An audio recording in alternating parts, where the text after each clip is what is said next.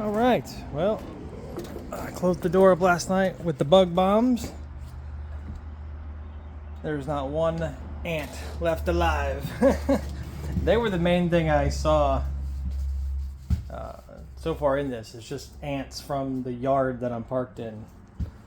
Just because I've left everything open. So the ants weren't really a big deal. It was more of they were just finding places to go. But now there ain't a single thing left alive, and honestly, this is the freshest this thing has ever smelled after setting off those bug bombs. So, it is officially cleaning day.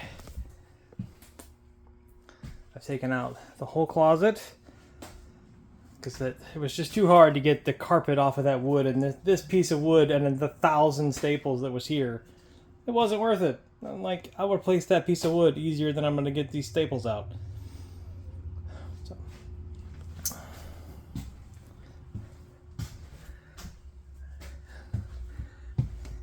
Every single thing is literally open from the bug bombing last night. But we're going to be starting sealing down, top down for cleaning. So today's goal is to do the entire ceiling. And then the secondary goal after that, because I've got to move into this thing basically Monday or Tuesday. And today is Saturday. Ceiling first, slide second.